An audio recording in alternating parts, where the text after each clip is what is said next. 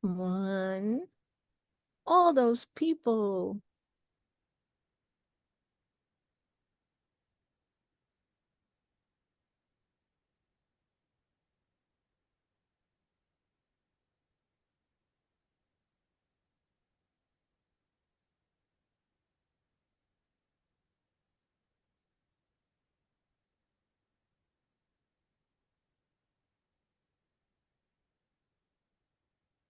Okay.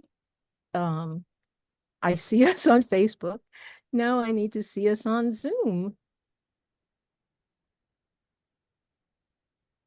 You.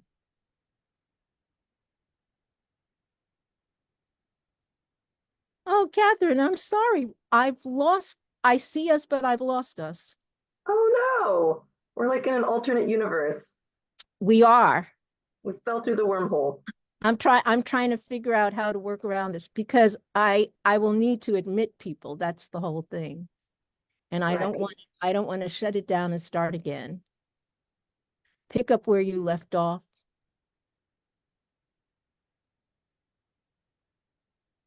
Okay. Zoom, what are you doing to me? Zoom, you are hurting me.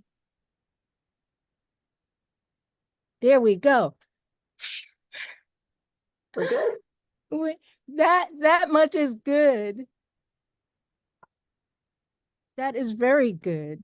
So, hello, folks on Facebook. We'll be with you in a moment.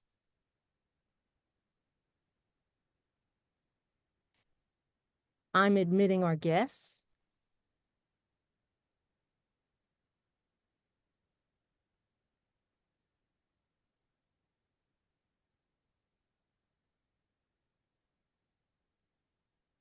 Here we go. Ah, that's so much better. So relieved. Oh my goodness, folks, welcome to the 30th reading in the Speculative Sundays Poetry Reading Series and the first in Starburst, our special series celebrating Women's History Month. We are live on Facebook via Zoom. Woo! I'm Akua Lezli Hope, speaking to you from the ancestral land of the Onondaga, also known as the Seneca, keepers of the western door in the southern Finger Lakes region of New York State. I pay homage to the Seneca, past, present, and future, as I do to my own ancestors by whose grace I exist and am sustained. This event is funded in part by poets and writers with public funds from the New York State Council on the Arts, with the support of the New York State Legislature. This reading is being recorded, so if you have concerns, please remove your image. Inaugurated in September 2020, the series seeks to remediate the paucity of presentations of speculative poetry by its living creators. Speculative Sunday Poetry Reading Series has presented 30 poets thus far. Let me tell you a bit about what speculative poetry is. The poetry of possibilities. It includes alternate history, cryptids, monsters, cyberpunk, dystopia, fairy tales, fabulism, fantasy, folklore, futurism, horror, magic, mythology, occult, paranormal, robot, science fiction, shifters, slipstream, solar punk, space opera, superhero, supernatural, sword and sorcery, sword and soul, steampunk, time travel, post-apocalyptic, and weird.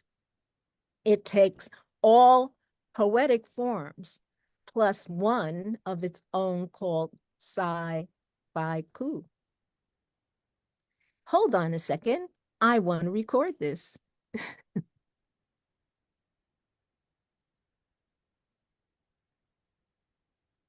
Here we go.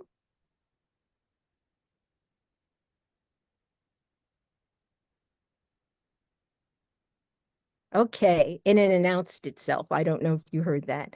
When I think of the history of women in speculative poetry, I think of Christina Rossetti, Goblin Market, and recently discovered for me, Emily Dickinson, who wrote witch poems and ghost poems. Both of them were writing prolifically and excellently before the 20th century.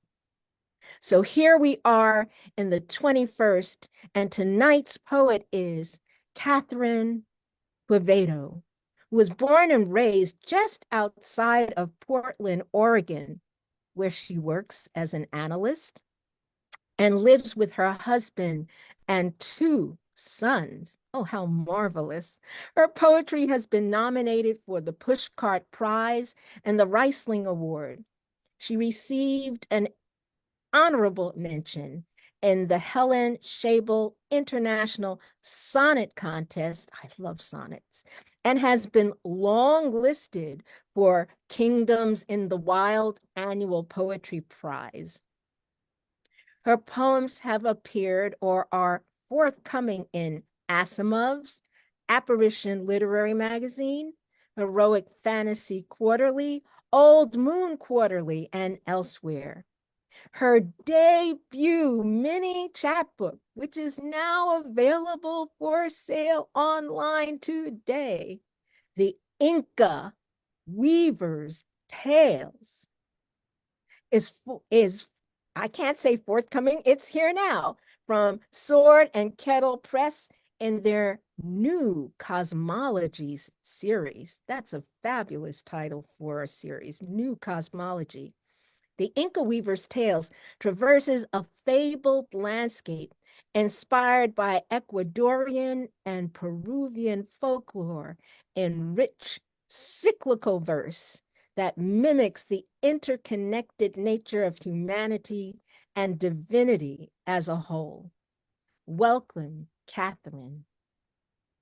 Thank you so much for having me. I'm thrilled to be here. And yeah, just as you said, just fresh news this morning. my book is available for order. Very, very excited. I thought I could start us off with a poem from the Inca Weaver's Tales. So this one was a result of my research for writing about these mythologies that are really inspired by the Inca and the various regions within Ecuador and Peru. I was thinking about how on earth do they make those rope bridges in the Andes Mountains? And then how do I make it speculative? This is Bridge of Grass, Bridge of Suspension. 1. Ropes. This part we must do by hand, for the tender grasses require touch. Little by little do these many golden fibers become one. Twist them palm to palm, link them through your nimble clutch. 2-ply threads lengthen the yellow of the sun. 2. Cords. Now bundle these ropes together to accumulate more weight and girth, more winding and compressing as we build up the tensile strength. Each line thickens more toward what can hold us above the earth. Our thoughts can only lift so much. Our minds can only span so far a length. 3. Cables. Next, we braid together the communal labors of our hands. Cords intertwine in threes, no longer a simple twist. Anticipate the weave needed to coordinate the strands. The arms burn, the fingers ache, but the effort will carry us above the mist. 4. Suspension. Now we arrive at the step where the muscles may rest. We levitate the heavy plates far across using a mind meld of fevers. A synchronized vision from both sides of the abyss works best. The heat and sweat empower us to connect across chasms to tame rivers. 5. Solidity. At last, the tying down to rocky anchors on each cliff, final tightening with some remaining give between the ledges. The cables derive some of their strength from their refusal to be too stiff. Where we have canyons of difference, we are in direst need of bridges. Thank you, that was from the Inca Weaver's Tales. I'm gonna shift gears a bit and go with some science fiction. This was, it's a nice short little poem. This one was the one published in Asimov's. This is called Fragrances of the Night Blooming Space Garden. Perfume bays forth from the opened mouths of blossoms, jasmine, wisteria, and moonflower, plus new blooms with ultra-thin petals or spiraling crystal centers backlit against the moonbeams wafting through the lunar side window, their vapors as sweet and lush as ripened fruit, or as deep and soothing as cloves and balsam to my satellite homesick self. And giving a little flavor, we had some fantasy, we had some science fiction. Let's do a little horror. This one is called Nightmarins. You circus punk, blacklight fluorescent beings, playing card hurling, opera singing cacklers, overgrown aquatic bestiary rejects, spiny snaggle-toothed horned living gargoyles. How you've taken residence of late, like beyond the witching hour, issuing challenges in your garbled, misheard speech, deep into little hovels in my heart. Welcome, new denizens. Like pressing through a fruit's bruise, you've found my soft spot for you. And that was first published in Side Quest.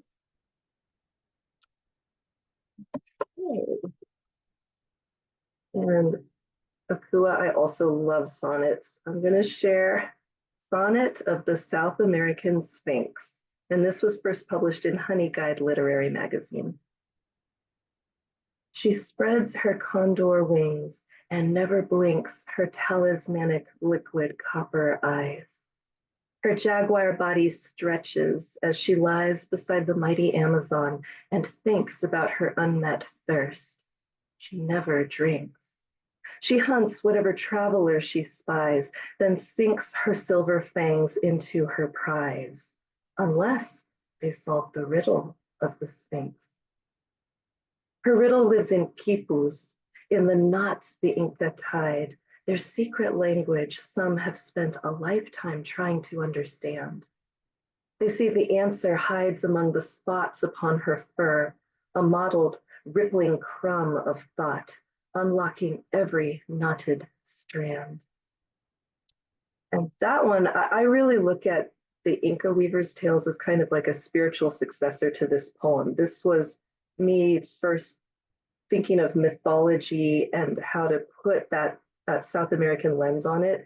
And so I feel like there wouldn't be the chapbook without this poem. And those quipus, that's the system of tying knots in these fringe, different placements, different colors.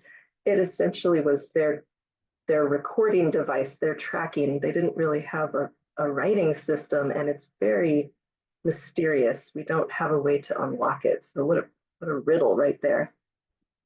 All right. Now, I have another science fiction one for you. This one was first published in Apparition Literary Magazine.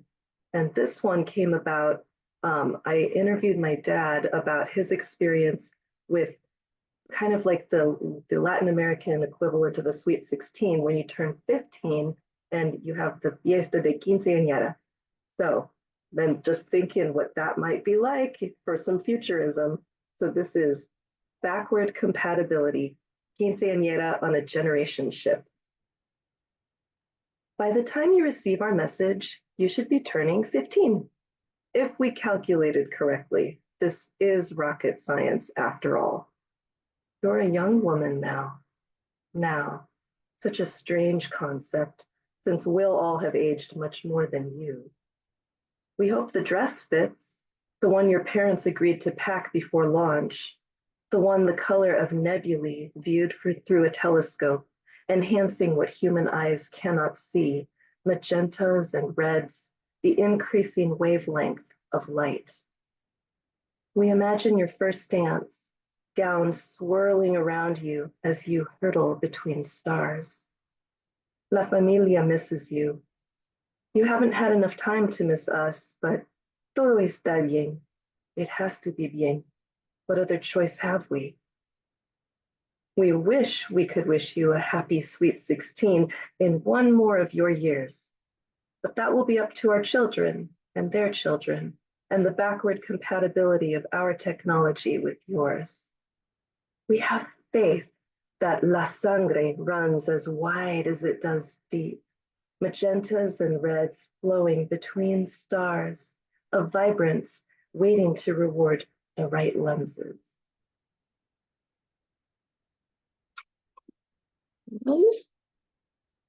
No, another one leaning into that side, the dad side of my heritage. This one was published in the Sprawl Mag, and this one is called The Llamacorn Herd. Like their unicorn brethren, but wilder and woollier, llamacorns will let you approach if you hold enough longing in your heart. They'll let your fingers disappear into their shaggy flanks, each as impossible a pastel as taffy or the houses of Barrio Las Peñas, each horned like the lighthouse crowning Santa Ana Hill. 444 steps to 70 times 7. They say llamacorns grant wishes, but no, they are more like Guatemalan worry dolls. You lay your troubles upon their backs, these beasts of burden, these pack animals. You feed them your despairs, for they have 3 stomachs and a strong constitution. Llamacorns lower their long lashes and purse their camelid lips, then hum a lullaby as your load lightens. Mighty powerful herd.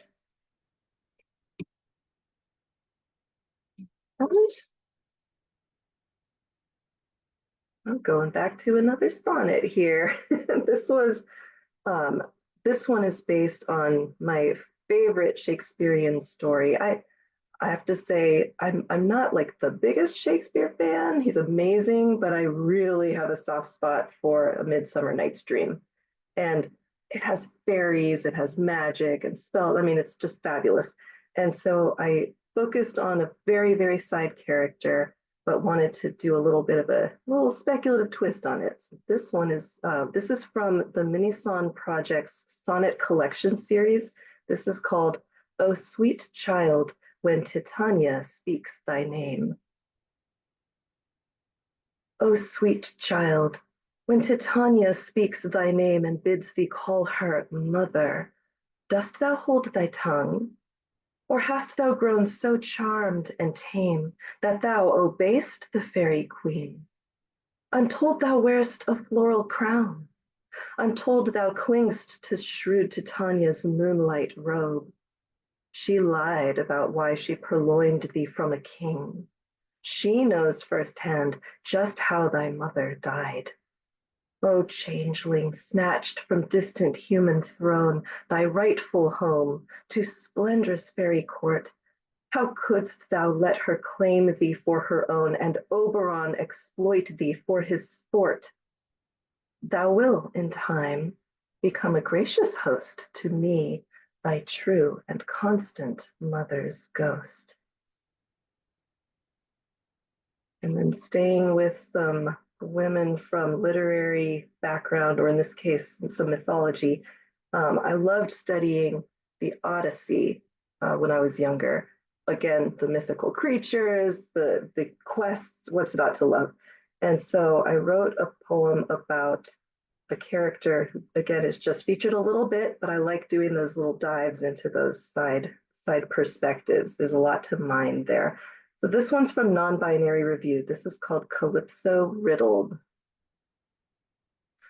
My grapes glisten obediently upon trained vines, but you cannot be trained. The water channels I've shaped duly irrigate my cave, but your trough cannot be drained. Ambrosia and nectar have been bested by meat and wine.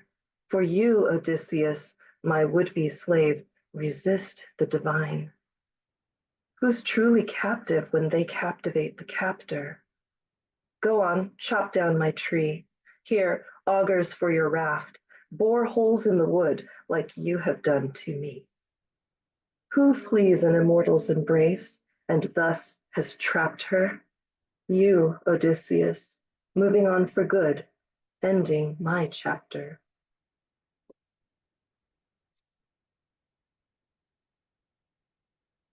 You can tell I love mythology. This next one is, again, steeped in that Greek myth. This is a pantoum, so we'll hear some of the same lines. They all pop up, they repeat, but they come in different configurations so that the meaning changes just a little bit with each stanza. This one was published in Coffin Bell. This is called Hooves on Gravel Like Teeth on Bones. Another dead end for you, deep, so deep in the Minotaur's lair. Hooves on gravel like teeth on bones, grind away their distance behind you. Deep, so deep in the Minotaur's lair, shadows creep and stretch and grind away their distance behind you. You hear that impossible sound. Shadows creep and stretch, and around the next corner, you hear that impossible sound too close behind you, gaining, gaining. Around the next corner, another dead end for you. Too close behind you, gaining, gaining, hooves on gravel like teeth on bones.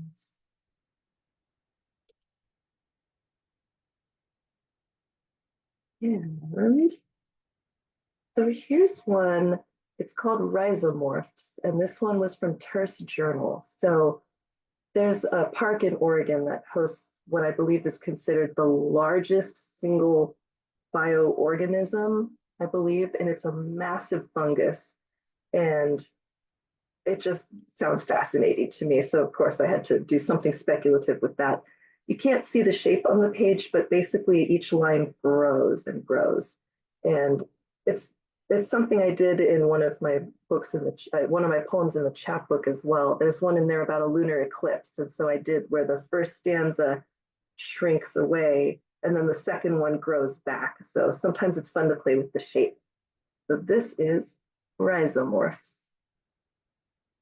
The creep through the substrate over millennia of thin shoestrings, the root-like cords prodding, expanding this single parasitic tree girdle of an organism, conqueror of the soil, many-fruited with its honey mushrooms and an ancient subconscious imperative to grow, unbridled and emboldened, to feed off the living and dying flesh of conifers and smear the telltale white of its mycelial fans beneath the bark like hoarfrost, palest filaments above the soil and dark rhizomorphs beneath it, choking, spreading, deceiving, all one enormous individual living mass like an iceberg brought to life, with the majority of its bulk below the surface, such that you underestimate it until it's too close, the humongous fungus we never thought to question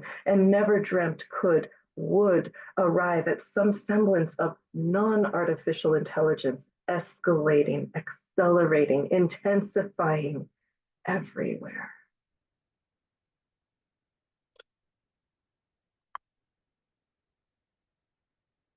All right. I have one for you called Merfolk in the Ghost Net. So a little more of a downer there, but this one was published in Seaborn magazine. The sea laps and pulls and spits. The cliffs stare past. What if they snared at their rocky, coralled, submerged feet? Tide and rock have snagged a drifter, old fishing net, quite a catch. Like water and stone, the net persists, an overtime surf impervious to desertion. What a haul pinned between seafloor and mesh.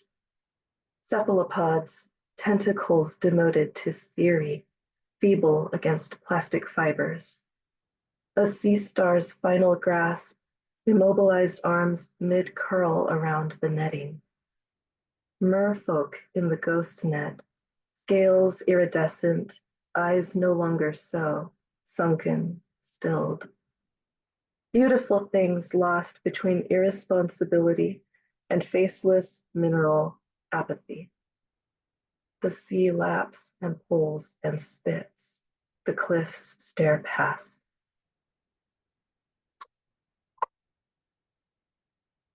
Up next, I have a poem for you called Pumpkin Ash and Cypress Knees.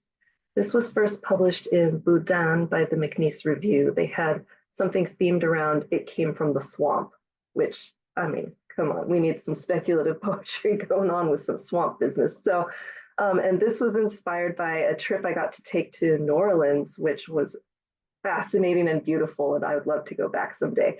And I got to go on a tour of the bayou and hear from an ecologist. And I was scribbling these notes about, what makes it a bayou and how does the water flow work. And it's just, I learned so much, and it took a while before I knew what to do with that. And so this is the poem. Pumpkin Ash and Cypress Knees. Bald cypress thrusts its knees in knobby little spires just above the waterline. Pumpkin ash bulges at the base of its trunk, engorged with brackish drink. By moonlight, I can almost discern the red spikes of cardinal flowers craning their necks alongside the river's offshoot, the bayou with its indecisive flow, my own directional change and stagnation and muddied thoughts poured out before me in the starry pitch. Insects exercise their whirring, clicking voices. I am flooded and ripe with rot. This swamp needs a new tree, and I have knees and full-bodied thirst.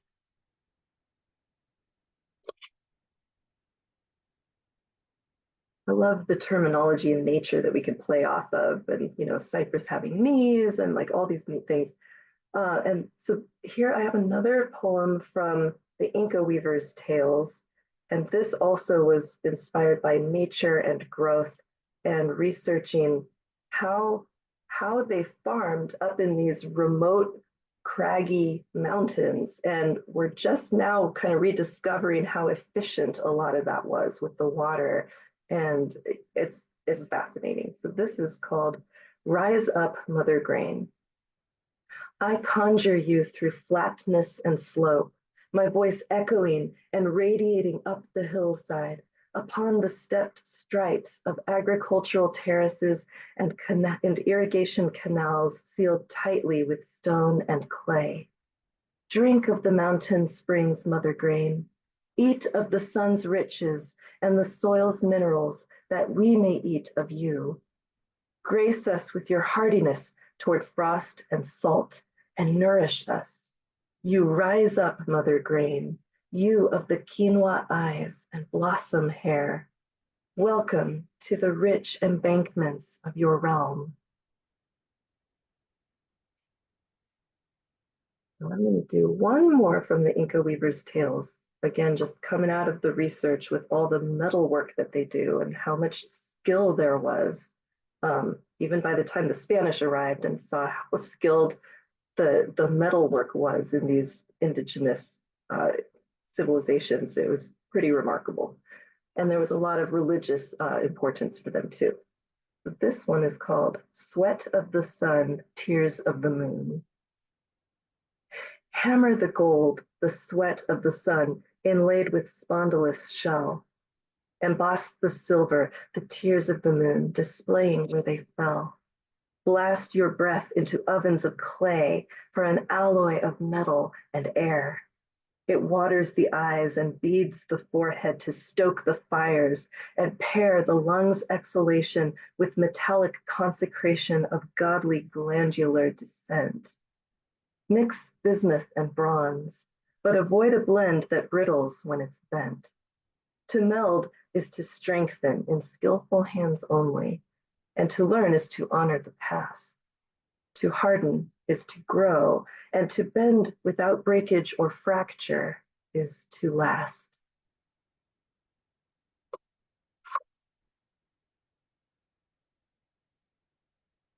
And then we'll fast forward to some futurism again. This one is called Harvesters, and this was from Triangulation Energy. Before we harvested the vigor of the stars by nesting Dyson spheres into a matryoshka brain, each layer fueled by those inside until the starry core. Before we flipped banana farms into a verticality, suspended rows of potted trees, their water rationed, leaves outstretched to shade an urban way of life. Before we optimized our vineyards to extract volcanic treasures from the soil as biodynamos with fruit days, root days, flower days of rest, and days to leaf. We picked a wealth of crops for others and a bit for us, rolled back the sleeves of sun-baked arms, and burned with thirst. We migrant bunch, well practiced for an extrasolar life.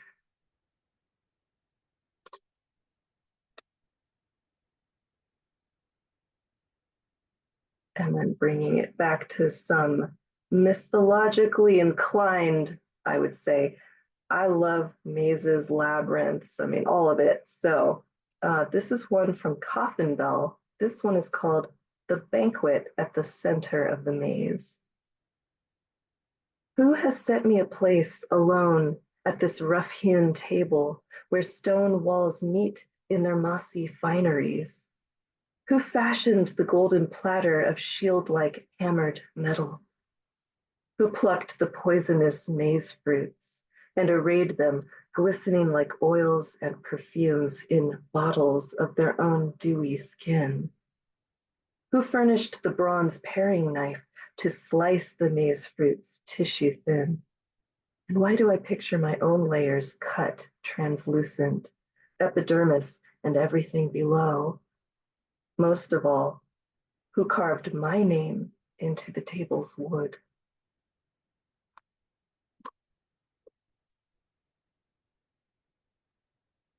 Okay, gonna shift things a bit here. I somewhat recently got into prose poetry, and because I also write fiction on the side, so I love short stories, love poetry, and so prose poetry was always a little intimidating to me. It felt like how do you play with the space that where you start to get into that meld? So is it experimental flash fiction? Is it prose poetry? I like to let the audience, the reader decide. I approached this as a prose poem, but we'll see what you all think. This one was first published in Tower magazine, and this one is called The Game of Castle Adventure. The game of castle adventure plays out in black and white. You stand alone in a stone-walled courtyard. The gate is locked. Your body moves in perpendiculars through the castle's chambers, halls, stairwells, gardens. You think in two-word phrases. Look room, wear key, know thyself. You fend off monstrosities made of giant asterisks and smiley faces by arming yourself and charging them. Run fast. You hoist a gem the size of your fist from the garden fountain, dripping, and pluck the necklace off a statue. How strikingly the black and white light characterizes the treasures you tote with their rune-like structures and flourishes of curly-Q pomposity. You strain under their collective weight. What will you do with them when you get out? No two-word phrase suffices. Sell them? Bribe people? Beget envy? The object of a game is rarely an object. For now, you drop the treasures off in the courtyard, which is locked, which feels safe and right.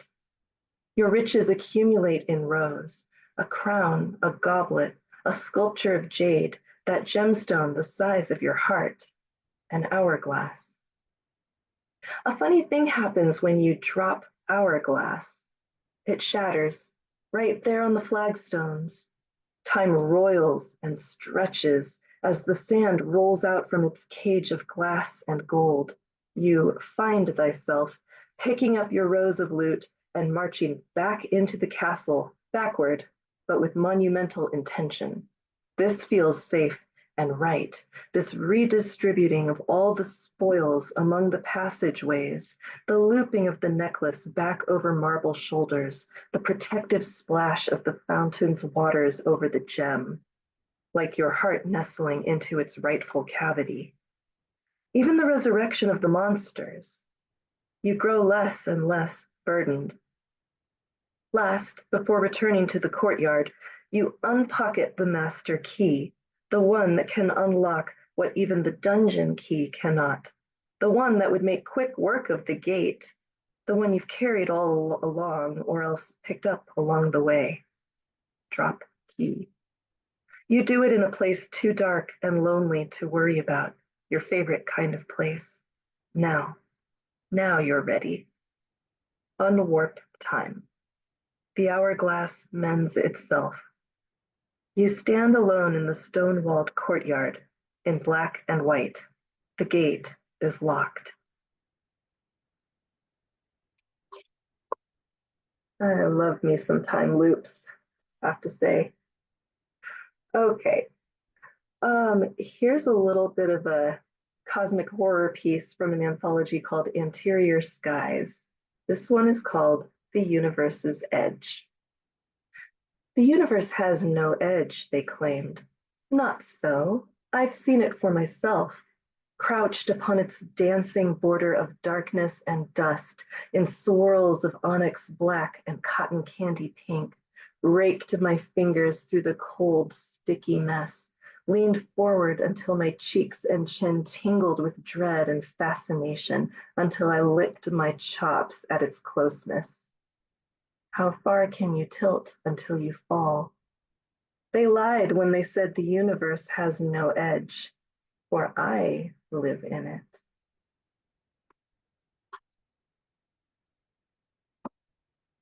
I would like to share now the narrative one that was in Heroic Fantasy Quarterly. So I'm really fascinated by uh, characters that are inanimate objects. And it's something I've kind of been interested in since I was pretty young. And so as I was thinking, how can I bring, it's like creating culture almost, like these whole new ways of things that can interact with either with each other or sometimes with humans. So here's one where I was playing around with that idea. This is called The Bowsprit Mermaid and the Stemhead Dragon. From wooden mouths above the deep, from oaken tongues upon the swell, when figureheads arouse from sleep to greet each other's ships, they tell the tragedy of the bowsprit mermaid and the stemhead dragon. Two sculptures clad in crisscross scales and carved into each noble prow beheld each other through the gales and dipped with curtsy or with bow. The courtship of the bowsprit mermaid and the stemhead dragon. To dance upon the waves was not enough. They longed to join and steal a rapturous kiss, and so they fought against each rudder and ship's wheel. The folly of the bowsprit mermaid and the stemhead dragon. Two wooden mouths that dared to meet, two oaken tongues that risked a touch, had doomed their crews and made complete the curse of those who pine too much. The collision of the bowsprit mermaid and the stemhead dragon. Two wooden mouths within the deep, two oaken tongues beneath the swell, reveal the hidden dragon's keep and mermaid's final slumber shell. The ghost song of the bowsprit mermaid and the stemhead dragon. Now other figureheads cry out, maintain your course. They envy us our human choice to move about, to change, connect, and love, and thus our calling from the bowsprit mermaid and the stemhead dragon.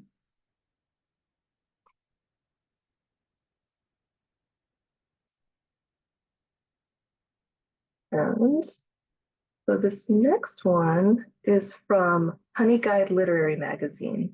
And it it's kind of, the title's a bit of a mouthful. It's the Ichthyocentaur Beyond Marginalia. So Ichthyocentaur, think centaur, human top half, horse bottom half. But in our case, with the ichthyo piece, the hind legs are a fishtail. So love all these hybrid creatures. Hybridized horseman with long looping fish scale tail ornamented with frills. Musician of the conch and viol, accomplished acrobat of waves. Hands, hooves, and fins, not vying, but rather orchestrated in harmonious, unfathomed glory.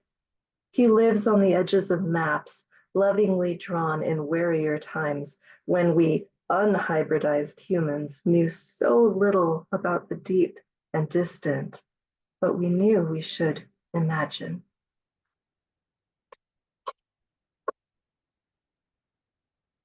All right, little Easter egg about a couple of the poems that I've already read.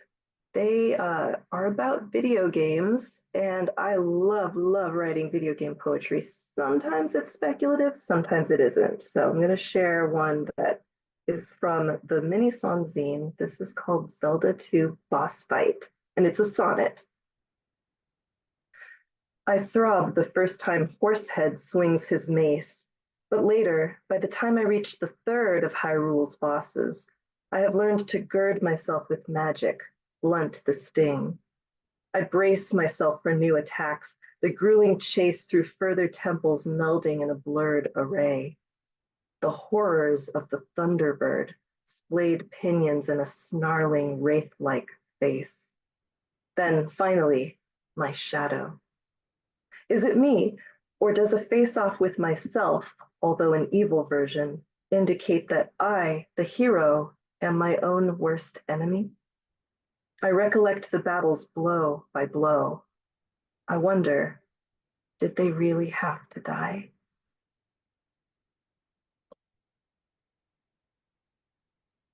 Okay, I'm doing a quick time check. What do you think? A couple more poems, maybe?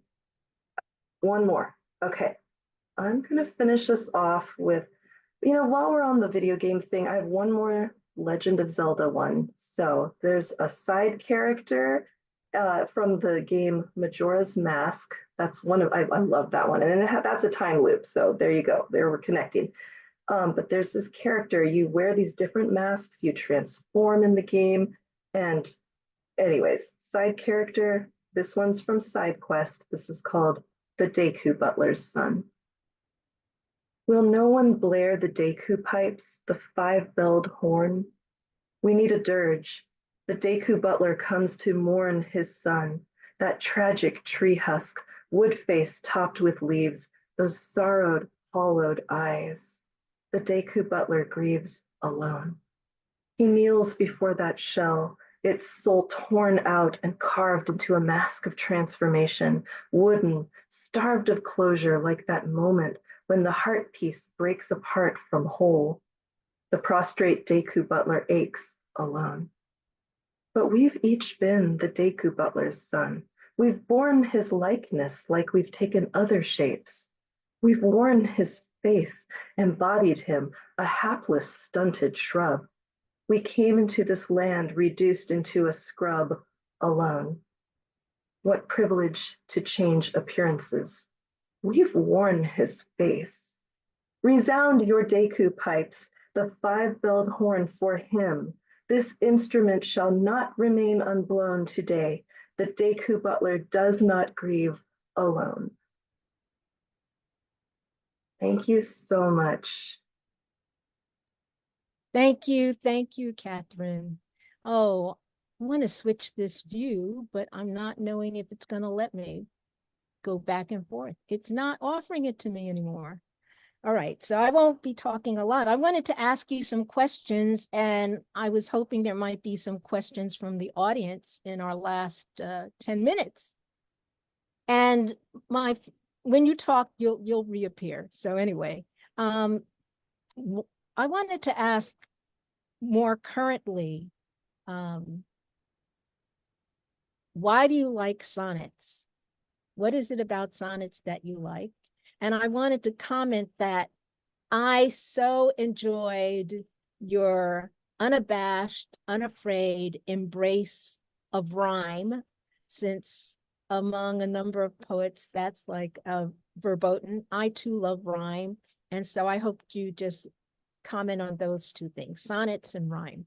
And they one feeds right into the other. No, thank you so much. I feel like it kind of gets a bad rap these days, and it's too bad. It's easy to do it, uh, dare I say, poorly, or at least to have it. You kind of have to like build up the experience and the skill, I think, with it. But you could say the same of free verse, of prose, anything like that. I started with more formal, structured poetry with a lot of rhyme. That was the type of Ah, poetry I just loved writing from the start. And I gotcha. actually had to teach myself free verse because Great. it just was not my comfort place.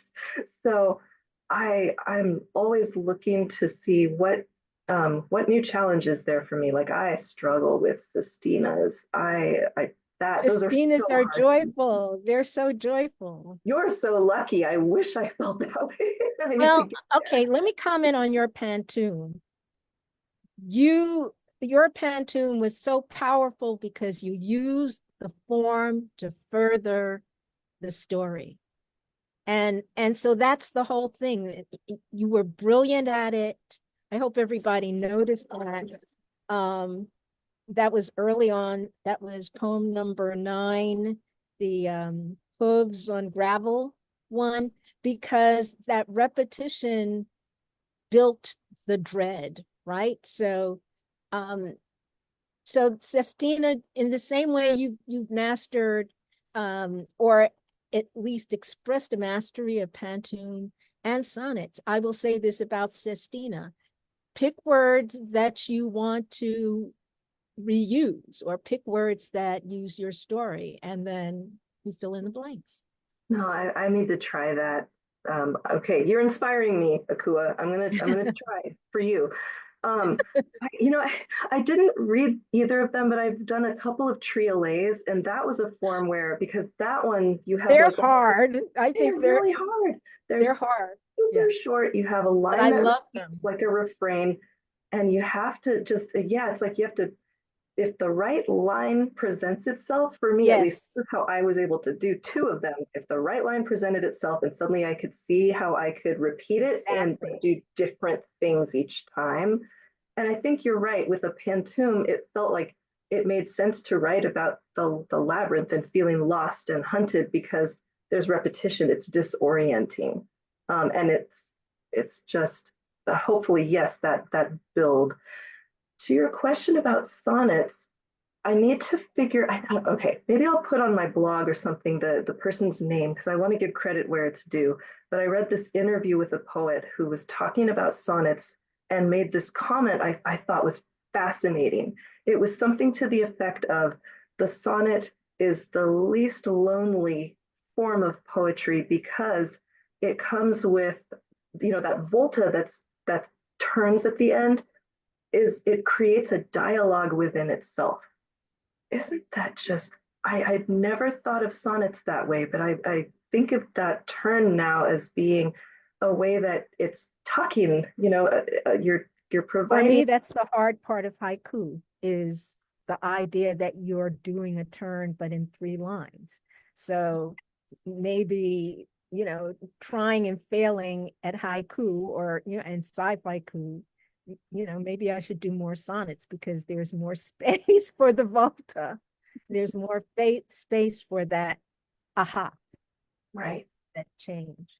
And Um, people are doing some interesting things with the format too. So it there's so many different styles that you can try with it. Now of sonnets, yeah. Yeah.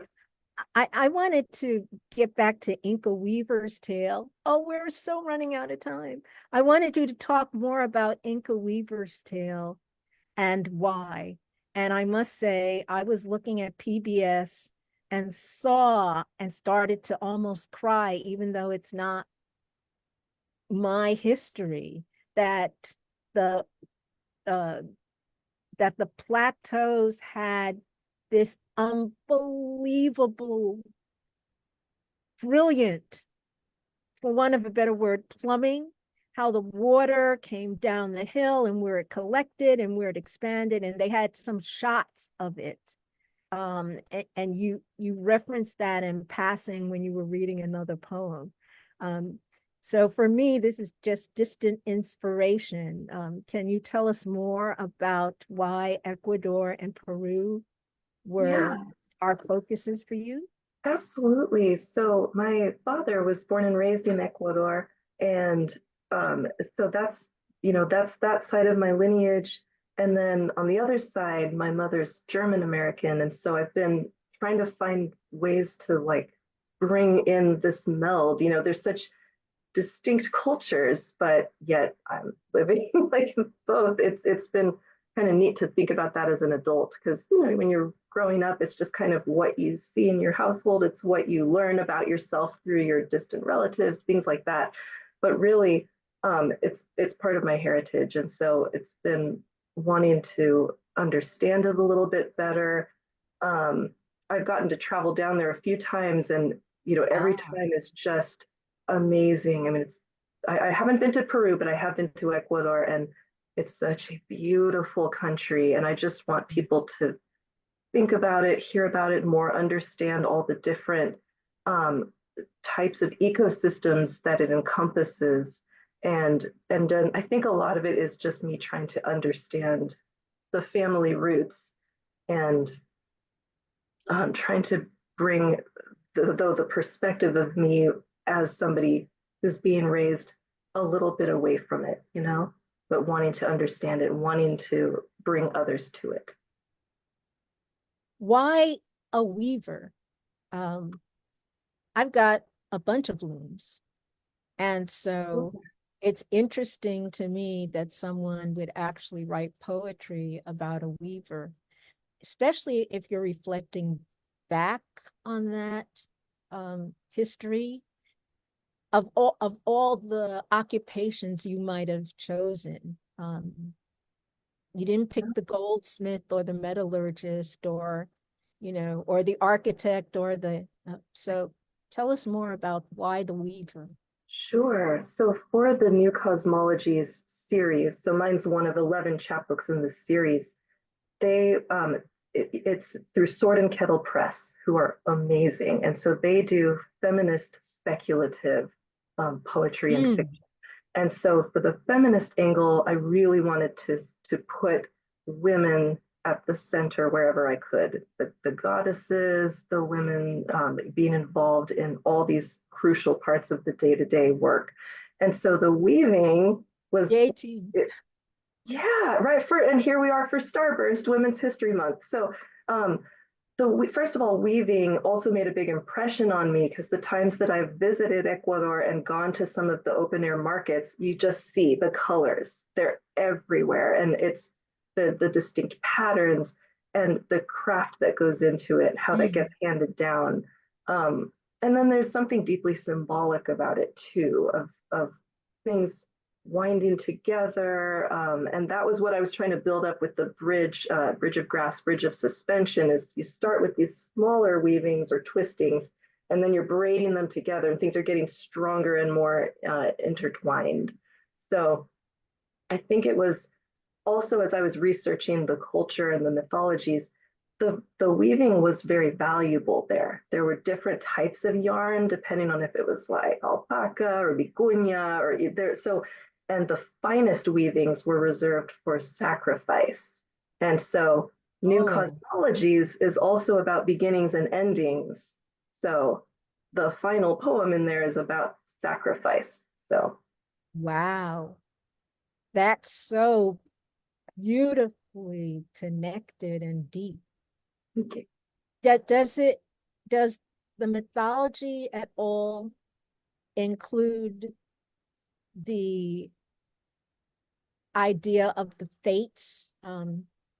As in, one of the Euro mythos, I don't remember exactly who has the fates who are, Where they who are snip weaving and the coal. cutting. Yeah. Does does the is that repeated, or Is there something What? like that in the Ecuadorian and in the Incan mythology? I did not come across anything about that, but you might be onto something because it's kind of like with my South American Sphinx. That was me taking someone else's mythology, the ancient Greeks, and thinking what would it look like if it had come from this region. Oh, wait a minute, but you know that there are all these South American pyramids. So it's not a leap to think the Sphinx, that's not the leap it might have been, say, even 20 years ago, now that we know so much more about the longer, deeper history in the Americas. It's just amazing, right? Right. And you're right, there were animal hybrids. I mean, I feel like that pops up in so many Hmm. cultures. So, yeah. Okay. I wanted to, oh no, we've got one more minute. Okay. Quick comment. I write anime poetry, but don't always tell people it's about anime. Oh, I adore that you said that you gave us that code clue. That's what I call it. When people give us code clues about the game poetry, tell us just a bit about, because I also feel that's brave. So what made you step out in that way? oh, I thank you. I so appreciate that. It came about from dealing with the pandemic, honestly, the COVID-19 pandemic. It was hard. It was a hard time. And that was comfort. That was a happy place for me, just to think, you know what? I'm going to try writing something super nostalgic and use this poetic, skill that I've been trying to build up and see what happens if you mix it with something that I don't see used as often as I think maybe should be in poetry.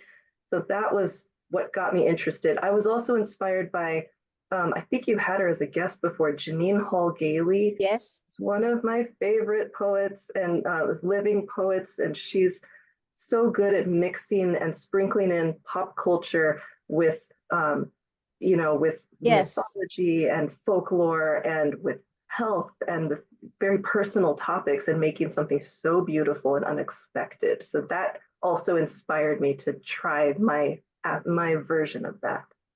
Well, you did so much that was both beautiful and unexpected. It kept us listening happily for this hour. We could keep going on, but we've only, committed to keep people together for an hour.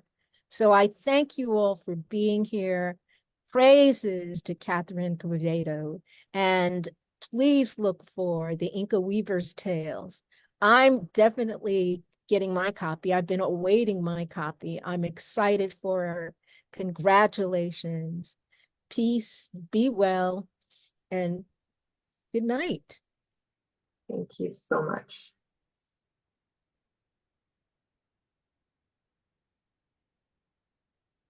And I'm looking for my end.